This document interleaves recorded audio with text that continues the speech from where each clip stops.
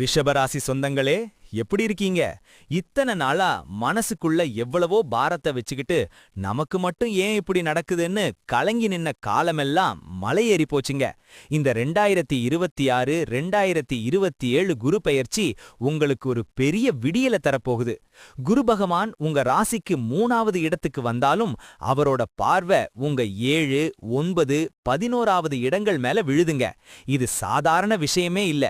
கல்யாணத்துக்காக காத்துக்கிட்டு இருந்தவங்களுக்கு நல்ல இடத்துல இருந்து வரனமையும் வாழ்க்கை துணை வழியா சந்தோஷம் தேடி வருங்க.